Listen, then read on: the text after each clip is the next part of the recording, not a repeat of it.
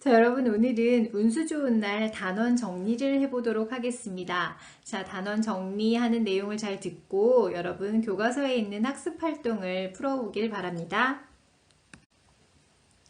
자, 운수 좋은 날의 작가는 현진건이죠. 자, 이런 내용을 다 필기할 필요는 없고 여러분들이 참고하시면 되겠습니다. 제 현진건은 순수문학 동인지 백조의 동인이고 운수 좋은 날이라는 대표작을 가지고 있습니다. 자, 사실주의 작가로서 1920년대 특히 1920년대에 도시 하층민들의 사실적인 비참한 삶을 잘 그린 그런 단편소설 작가라고 할 수 있겠습니다. 대표작으로는 이런 대표작들이 있으니까 여러분들이 관련해서 몇 편 더 읽어보면 아주 좋을 것 같습니다. 자, 운수 좋은 날은 사실주의 소설의 대표적인 소설이고요. 자, 당대 1920년대에 불합리한 그런 사실, 현실을 고발하고 있는 그런 소설이고 비극적인 소설이라고 할 수 있습니다. 그리고 매우 반어적인 아이러니한 상황을 드러내는 그런 소설이라고 할 수 있겠죠.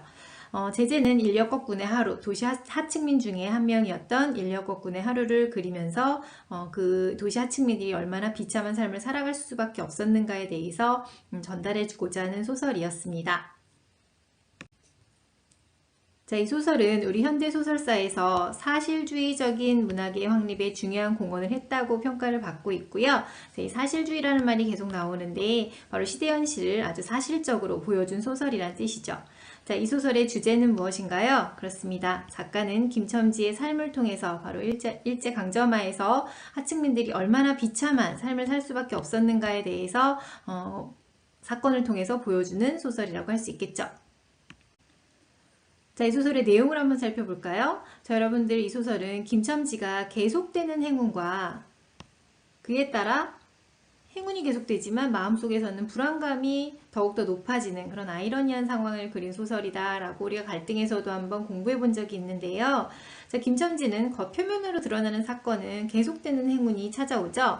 김첨지가 오랜만에 행운을 맞이하게 됩니다. 자, 이런 행운은 계속되지만 김첨지의 마음속의 불안감은 행운이 계속되는 것만큼 점점점 더 높아진다고 할 수 있겠죠.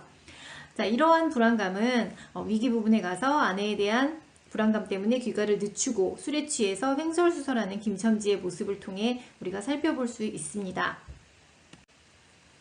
자, 이러한 불안감이 어떻게 최고 절정에 달하게 되나요? 그렇습니다. 이제 설렁탕을 사가지고 집으로 돌아오는데 그 집에서는 무시무시한 정적이 흐르고 무덤 같은 침묵이 지배하고 있고 어린아이의 빈 젖을 빠는 소리만 들립니다. 자, 이러한 불안한 어떤 기미, 이것을 보여줌으로써 김첨지의 불안한 심리를 최고 절정에 이르게 한다고 할 수 있겠습니다. 자, 결국 이러한 불안한 김첨지의 심리는 어떻게 결말을 맞이하나요? 그렇습니다. 마지막 결말에서 아내의 죽음을 확인하면서 그의 불안감은 종결되게 되죠. 자, 불안감은 종결되었지만 그걸 보는 순간 독자는 같이 충격을 받게 되고 김첨지의 이 비참한 삶에 함께 비통해하는 마음을 갖게 되는 거죠. 자, 우리가 이렇게 소설의 갈등과 사건이 관련된다는 것을 다시 한번 확인해 보았습니다. 자, 이 소설의 특징에 여러 가지가 있는데 그 중에 몇 가지를 정리해 보았습니다. 자, 여러분들 이런 내용들은 좀 알아두는 것이 좋겠죠? 자, 이 소설의 특징에는 말과 행동을 통해 등장인물의 내면 심리를 묘사하고 있습니다. 대부분의 소설들은 등장인물의 말과 행동을 통해서 이런 모든 것들을 진행시켜 나가고 보여준다고 할 수 있겠습니다. 자, 또한 그 묘사가 구체적이고 사실적이라서 우리가 아주 사건을 현실감 있게 들여다볼 수 있었습니다. 자, 그리고 이 소설은 그 비속한 말, 즉 욕설들이 사용되죠. 자, 이런 것들은 바로 당대 하층민들의 생활상을 사실적으로 보여주는 부분이라고 할 수 있겠습니다. 자, 이 소설의 등장인물에 대해서 잠깐 살펴볼까요? 네, 등장인물 김첨지 주인공이죠. 가난한 인력거꾼이고 병든 아내와 어린 자식이 있습니다. 선량한 하층민을 대표하는 인물입니다. 1920년대에 선량하고 그리고 가난한 도시 하층민을 대표하는 인물이라고 해서 우리가 전형적 인물 또는 평면적 인물이라고 인물의 유형을 분류하기도 합니다. 자, 아내는 김첨지의 병든 아내로서 남편이 인력거를 하러 나간 사이에 굶주린 채 죽는 아주 비극적인 삶을 맞이하는 또 하나의 도시 하층민의 그러한 모습이라고 할 수 있겠습니다. 치사미는 김첨지의 친구로서 이제 김첨지의 처지를 이해하고 위로하는 부속 인물로 등장하게 되는 것이죠. 자, 이 소설에서 제목 운수 좋은 날이 가진 의미는 매우 중요하죠. 자, 운수 좋은 날, 실제로 김첨지에겐 운수 좋은 날이 아니었죠. 바로 운수가 아주 나쁜 날이었습니다.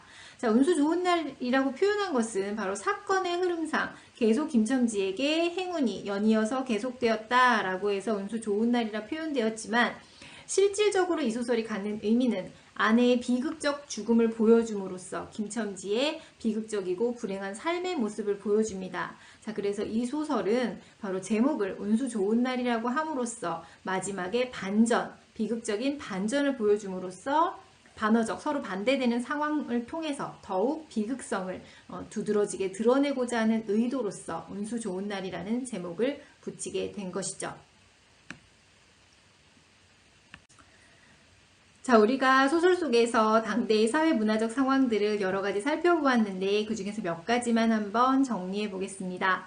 자, 인력거꾼의 수입은 일정하지 않았고 매우 적은 편이었다라는 것을 이제 이 김첨지가 몇 전을 벌었다라는 것에서 우리는 알 수가 있습니다. 그래서 근 열흘 동안 동구경 못하다가 비가 오는 날 손님이 많아져 돈을 많이 벌게 되지만 사실상 이 많이 벌게 된다는 것이 김첨지를 부자로 만들어주고 앞으로의 상황을 변화하게 했나요? 그렇지 않습니다. 그냥 하루 벌어 하루 먹고 사는 김첨지로서 그냥 그날따라 유난히 다른 날보다 조금 더 많이 벌게 되었다라는 것이고, 김첨지의 상황은 전혀 나아지지 않게 됩니다. 자, 인력거꾼의 사회적 지위가 매우 낮고 사람들이 함부로 대했다라는 것을 우리는 이 밑에 어린 학생들 이러한 표현들을 통해서 우리가 알 수가 있겠죠. 자, 그리고 당대 사회 문화적 상황으로서 김첨지는 가난으로 인해서 기본적인 생활조차 이룰 수가 없는 인물이었습니다. 자, 이것은 아내가 아픈 지 한참 되었지만 약한 척 써보지 못하는 그런 삶을 살 수밖에 없었고, 아내가 원하는 설렁탕 한 그릇을 사줄 수도 없는 아주 힘든 형편이었습니다. 자, 이것은 김첨지가 당대의 경제적 형편이 어렵고 사회적 지위가 낮은 그러한 도시 하층민의 대표인 인력거꾼이라는 등장인물로 등장해서 우리들에게 그걸 사실적으로 보여줬다고 할 수 있습니다. 자, 그래서 김첨지는 바로 일제강점기, 특히 1920년대 도시 하층민의 전형적 인물이다라고 우리가 할 수 있는 거예요. 자, 오늘 간단하게 운수 좋은 날의 단원 정리를 해보았습니다. 자, 여러분들 수업 시간에 우리는 나만의 자습서 만들기라고 해서 운수 좋은 날의 중요한 내용들은 모두 책에 여러분이 그 쪽지를 붙이면서 공부를 해보았죠. 자, 여러분만의 해석도 적은 쪽지를 붙여보았을 것입니다. 자, 그것을 토대로 여러분이 운수 좋은 날을 좀 더 공부했으면 좋겠고요. 자, 오늘의 단원 정리를 통해서는 교과서 학습 활동을 풀어보는 데 참고하시면 되겠습니다. 네, 여러분 다음 시간까지 교과서 38쪽에서 41쪽의 학습 활동을 풀어보시고 운수 좋은 날의 내용을 정리하시길 바랍니다. 오늘까지 운수 좋은 날을 공부하고요. 다음 시간부터는 희곡 웰컴 투 동막골이라는 세 번째 소단원을 공부해 보도록 하겠습니다. 여러분 수고 많았습니다.